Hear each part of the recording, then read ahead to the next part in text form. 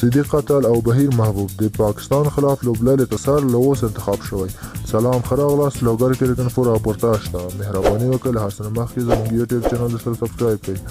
د افغانستان کرکټ بورډ له لوري د ملي لوبډلې د 10 لوبغاړو ترمنځ په کابل کرکټ لوبغاړو کې تمریناتي کمپ روان دی چې د ملي لوبډلې د سینیر لوبغاړو ترڅنګ پکې ګڼ شمېر ځوان لوبغاړو هم برخه اخیستې ده. کرکټسار ورپاڼې ته د یوې باوري سرچینې وویل چې د ملي لوبډلې د کمپ پر مهال د ځوانو لوبغاړو له ډلې څخه تر دا مهاله دوه لوبغاړي صدیق قتل او بهیر محبوب د پاکستان خلاف لوبې ته ټاکل شوی دي. د معلوماتو له مخې بهیر محبوب او صدیق قتل به د ملي لوبډلې سره د کابل نیولای تر متحده عربي اماراتو پورې په ترتیب شوي تمریناتي کمپ کې برخه واخلي.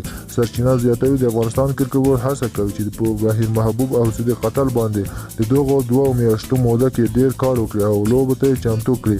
بهیر محبوب او صدیق قتل د افغانستان د کورنۍ کرکټ ځلانده ستوري دي چې د یوې تر ملي لوبډلې او بلې تر 19 کلنو لوبډلې پورې رسیدلی ده.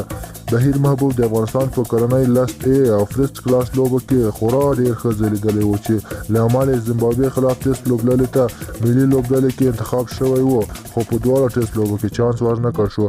بهیر محبوب په هیواد کې دننه په فرست کلاس لوبو کې خورا ډیر ښه ځلیدلی و او د اصغر افغان په کپتانۍ کې یو ځل ملي لوبډلې ته انتخاب شو چې زیمبابوې خلاف په دواړو ټیسټ مهمه لوبو کې چانس ورنکړ. زموږ د سرچینې پر وینا بهیر محبوب او صدیق قتل ته دا ځل د نوي کپتان حشمت شهیدي په مشرۍ یو ځل بیا چانس ورکول کېږي او د پاکستان خلاف سیالیو لپاره په 14 کسیز ملي لوبډلې کې راڅرګند شي. د بهیر محبوب ترڅنګ د افغانستان 19 کلن کرکټ ملي لوبډلې چاپلاس پیلیز لوبغاړي صدیق قتل ته هم د افغانستان کرکټ بورډ خبراوي کمیټې ملي لوبډلې کې د لوبېدو زمینه برابري. سرچینه وایي چې صدیق قتل به هم د 14 کسیز نوملړ برخه وګرځي او هم به تر وروستیو پورې د ملي لوبډلې په روان کمپونه کې ولوبېږي.